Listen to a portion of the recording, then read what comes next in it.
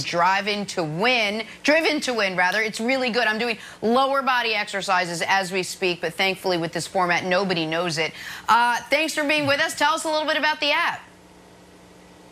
Thank you guys for inviting me on. It's an app I've been working on since I've been retired, and I got an opportunity to work with some great people, and it uses athlete training science, and it really is enhanced by 3D models, augmented reality, but also artificial intelligence. So it grows with you, and so that's what makes it so awesome. And I've been working on this, and I'm just so proud to launch something that I'm proud of. Now making my new locker room, the weight room, and really motivating people through fitness. Love it. And for people that don't know, when they join, they actually get to work out with you virtually, which is really cool. All right, it's a shame you're not in better shape because you're just sitting there. Let's start talking some Cowboys, DeMarcus. They couldn't stop Lamar and the Ravens last night, keeping with the theme of just not a whole lot going on right now for the Cowboys in Mike McCarthy's first season. So, DeMarcus, in your opinion, what's gone so wrong for the 3-9 Dallas Cowboys this year? I mean, with the offseason, they're really missing that. And so they're missing the mantra and the leadership in the locker room. And I see a lot of the guys also not knowing what to do on defense. Guys in different places, they ran a 4-3 defense, and now they're running like a 3-4 hybrid defense. And guys are just in different places and not being responsible like they should. And you can see like big plays like this with Lamar Jackson. Those plays happen, and they'll just crush the team. DeMarcus, Brandon here. First of all, I got to address something. These arms. Let me see, bro. Let me see the bicep. Let me see the bicep. Oh man. All right, look, come on, man. I mean, how old are you now? How long you been retired and you still look amazing? I guess that takes me to my first question for you. Zeke.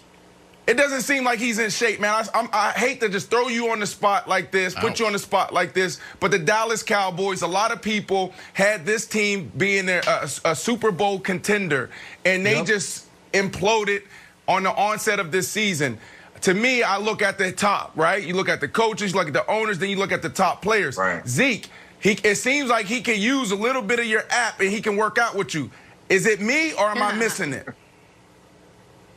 The thing is, I don't see that pop. You know how when you look at a lot of the players, that third and fourth quarter, when you used to see Zeke start grinding on the defensive line, start really just chewing up those yards. I don't see that this year coming from Zeke. So I don't know if it's being out of shape, not knowing where he needs to be, if it's a comfort level, but I don't see that same Zeke. When Zeke get that football, he's averaging, 100, 150 yards a game. They just give him the ball. Feed Zeke, is what they say, or what they have been saying. But I don't see that same person. Right. Yeah. Brandon's worried they're feeding Zeke a little too much off the field, and it's hurting him. All right, you said something interesting there about players on defense not knowing where to be, what to do. So I'm going to ask you to put yourself in a weird spot. You're going to be a Hall of Famer. You're 10th all-time in sacks. I feel like you were going to succeed even if the coach didn't know what he was doing. You're going to figure it out. So put yourself in a lesser player's position, if you would. Just a good NFL player, not an all-timer. How much of what you're seeing with the Cowboys is coaching when you're watching it, and how much of it is guys being coached fine and just not doing their jobs? I think it's about 40% coaching, and then there's 60% of leadership. Where is that guy that at the end of the day, when stuff hits the fan, they're looking at the other players and they're saying, where is the leadership? What do we need to do this season? I don't see that guy.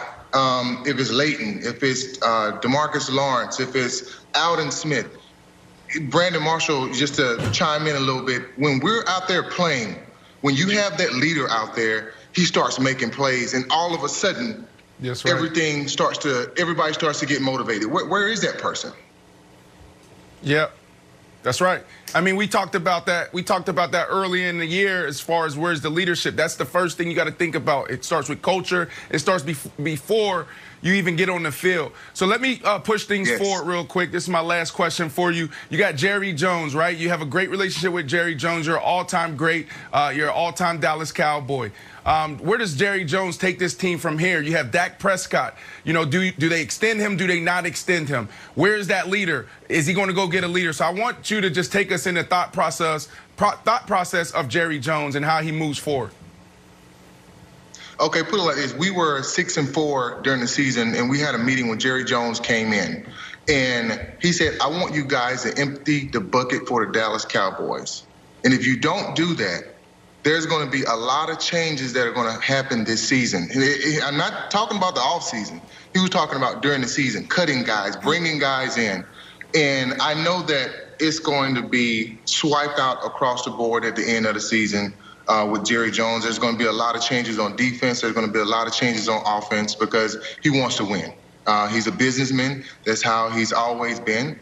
And with that, I don't know what decision they're going to make with Dak, but they're going to have that leader at the quarterback position that comes in and takes over the team. And hopefully that's Dak when he comes back. But I'm waiting to see. What would you do with Dak? What would you do with Dak? You know, I would actually bring Dak in and being the owner, seeing where he fits in the offense. Let's say this crazy catastrophic injury, I want to actually test him out, see if he's that same guy. If he's not that same guy, I would still sign him, to be honest with you. I wouldn't sign him to that amount of money that he should have gotten a long time ago, because guess what? I got to worry about the team. But I am going to make sure I take care of my guy because he's been there with me year after year after year. But I also got to bring somebody in that's going to be able to impact the team right now. Yeah. I do agree this Cowboys team definitely needs some semblance of a reset once Dak gets back. Let's talk a little Tom Brady, DeMarcus. You won Super Bowl 50 with the Broncos with a 39-year-old Peyton Manning under center. Bucs hoping for similar success with their 43-year-old GOAT quarterback. Could you see the Bucs and Tom Brady winning it all this year? Can't wait to hear this. You know what? I can see the Bucs actually taking it this year. I can see the sorry Bucs to cut you off, but be careful. Be careful. Be careful where me and Nick Wright, we don't see eye to eye. Me and Nick Wright, we don't see eye to eye when it comes to quarterback. So I can't wait to hear what you say about Tom Brady and this aging quarterback. So be careful. So let me tell you this: when the Denver Bronco defense came out, we knew exactly what this team was about. It wasn't about Peyton Manning. He was, at the time, he was a game manager. He wasn't playing exactly how he was playing at the beginning of the season because he was hurt, just like I was during the Super Bowl. But when you have Shaq Barrett, when you have Pierre-Paul, when you have guys coming off that corner and creating plays for now Tom Brady, now he doesn't have to go all the way down the field and manage the game. I think that this right here is like a great story. With Tom Brady going down there, the defense is really holding him up. That's the way I feel, and he's managing the game like he should. So I feel like this is a Super Bowl contender for sure. So I want to say something nice about Brady here, and it relates to Peyton Manning 5 years ago, that Super Bowl win. Because Brady's having a down year by his standards, but Peyton's numbers that year were ludicrous. He had 9 touchdowns, he had 17 picks. I think he had a 69 passer rating. But you could see in the playoff run, he still knew what plays to get into. His brain hadn't atrophied. He knew what he was trying to do. And I think he was I'm being totally serious. I'm not being a smart aleck here. I think he was an asset to you guys. You guys would not have won if you stuck with Brock Osweiler. As great as the defense was, I really believe that.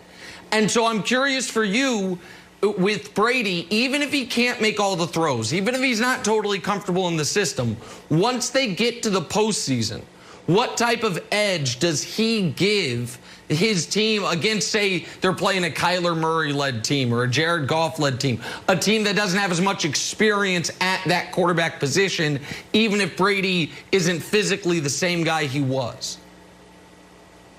I mean, just like you said, experience. Brady's won multiple Super Bowls. He's been in the playoff. And so now you have like the perfect game manager that can go in there and not, have turnovers. They can manage the game, and you have a defense that can go in and create plays for Brady. So now he can be the perfect game manager. So to me, from my perspective, the Brady that's now and the Peyton that we had, there were two different players, right? Peyton went in, he was hurt. Brady's not hurt right now. Both of them were great game managers, but the defense is the key to winning this Super Bowl. So I think that it is what it is right now. All right, we're going to take a turn.